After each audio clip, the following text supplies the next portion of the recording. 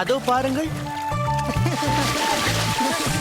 நம் வயதை சேர்ந்த சிறுவர்கள் சில பேர் அங்கே ஆற்றில் விளையாடிக் கொண்டிருக்கிறார்கள்.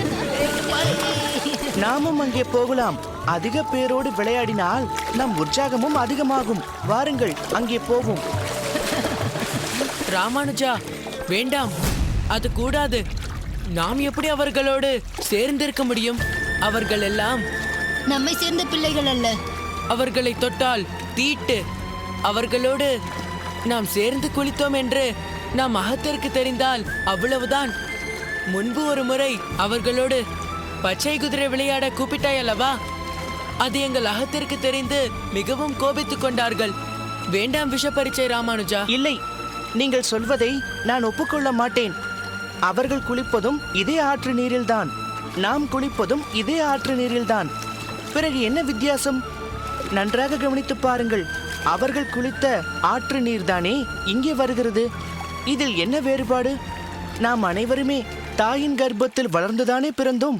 அதோ அங்கு குளித்துக் கொண்டிருக்கிறானே வீரா, அவன் உங்கள் அகத்தில் பிறந்து நீ அவர்கள் அகத்தில் பிறந்திருந்தால் என்ன ஆகியிருக்கும்?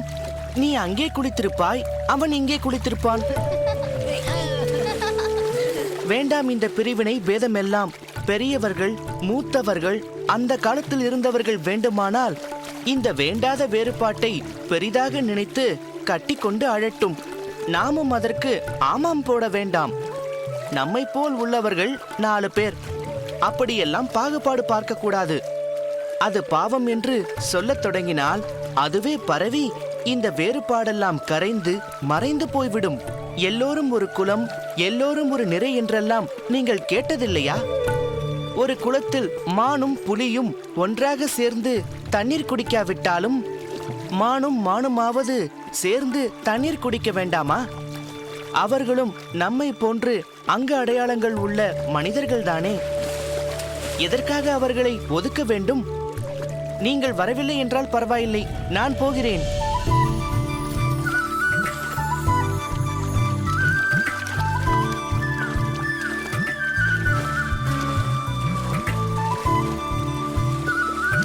நல்ல வேளை ராமானுஜா, அவர்கள் கிளம்பி போய் விட்டார்கள்.